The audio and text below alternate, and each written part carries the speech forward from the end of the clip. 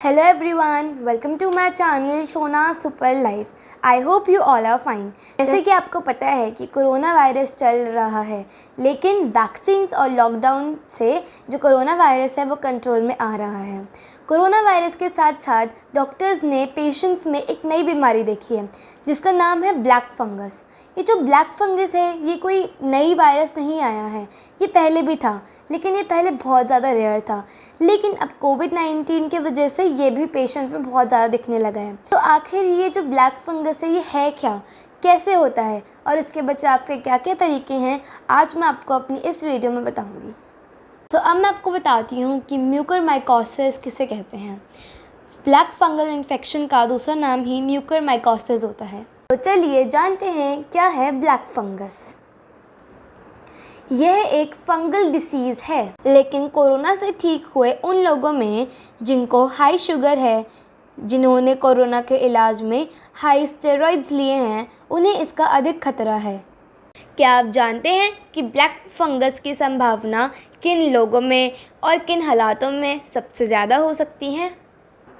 Black fungus होने की संभावना जिन लोगों में हो सकती है वो हैं कोरोना के मरीज़, डायबिटीज़ के मरीज़, ऐसे लोग जिनमें एड्स या कैंसर जैसी बीमारियों, कुपोषण या जेनेटिक कारणों से बीमारियां से लड़ने की क्षमता कम हो, जिनमें डायबिटीज़ कंट्रोल नहीं हो रही हो, स्टेरॉइड्स दवा लेने वाले, लंबे समय आईसीयू में रहने पर, किडनी या लिवर ट्रांसप्लांट करवाने के बाद। अब सवाल ये उठता है कि जो ब्लैक फंगस है ये हमारी बॉडी में पहुंचता कैसे है और इसका क्या असर पड़ सकता है हमारी बॉडी पे। ब्लैक फंगस म्यूकरमाइकोसिस नाक से फैलता है। ज़्यादातर सांस के ज़रिए वातावरण में मौजूद फंगस हमारे शरीर में पहुंचते हैं। अगर शरीर में किसी तरह का घाव है या शरीर कहीं जल गया तो वहाँ से भी ये भी इन्फेक्शन शरीर में फैल सकता है। अगर इसे शुरुआती दौर में ही डिटेक्ट नहीं किया जाता तो आँखों की रोशनी जा सकती है या फिर शरीर के जिस हिस्से में ये फंगस फैला है शरीर का वो हिस्सा सड़ सकता है। क्या आप जानते हैं कि ब्लैक फंगस कहाँ पाया जाता है? यह बहुत गंभीर लेकिन एक रेयर इन्फेक्शन है।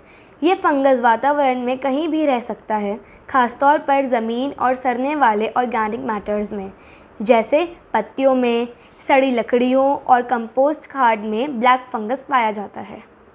चलिए जानते हैं अब ब्लैक फंगस के लक्षणों के बारे में। शरीर के किस हिस्से में इन्फेक्शन है उस पर इस बीमारी के लक्षण निर्भर करते हैं। चेहरे का एक तरफ से सूज जाना, सिर दर्द होना, नाक बंद होना, उल्टी आना, बुखार आना, चेस्ट पेन होना, साइनस कंजेशन, मुंह के ऊपरी हिस्से या नाक में काले घाव होना जो बहुत ही तेज़ी से गंभीर हो जाते हैं। आँख की लालिमा या सूजन को नज़रअंदाज न करें। ब्लैक फंगस की चपेट में आने पर सबसे पहले आँख अचानक लाल होगी, आँख में सूजन आ जाएगी, नज़र कमज़ोर पड़ने लगेगी, गंभीर मामलों में रोशनी भी जा सकती है। कोरोना रोगी आँख की लालिमा या सूजन को नज़रअंदाज ना करें। अगर किसी को ब्लैक फंगस होता है तो उसके पहचान के क्या लक्षण हैं?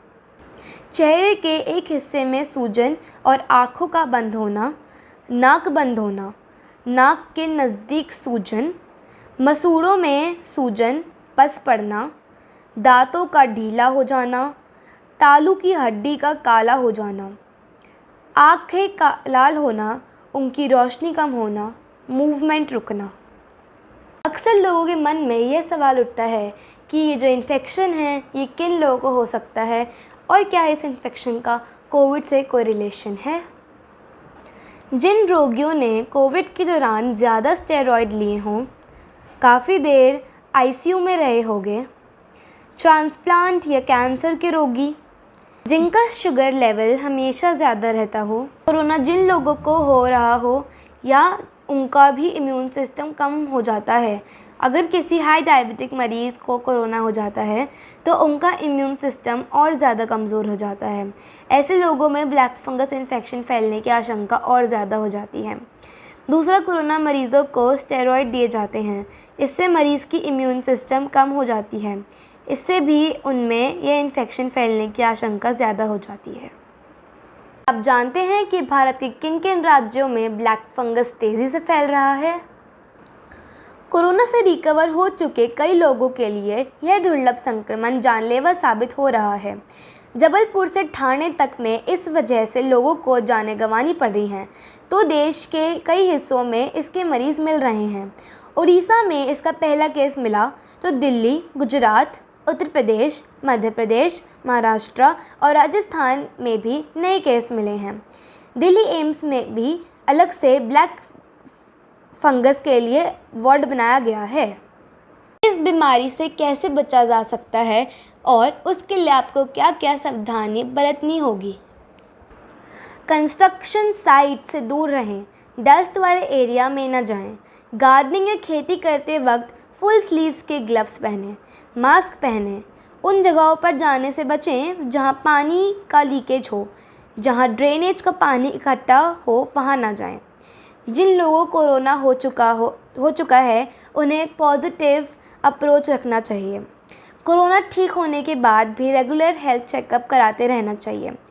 अगर फंगस से कोई भी लक्षण दिखें तो तत्काल डॉक्टर के पास जाना चाहिए। इससे ये फंगस शुरुआती दौर में ही पकड़ में आ जाएगा और इसका समय पर इलाज हो सकेगा। इलाज से थोड़ी सी भी देर से मरीज़ के शरीर का वो हिस्सा जहाँ ये फंगस इन्फेक्शन हुआ है सड़ने लगता है।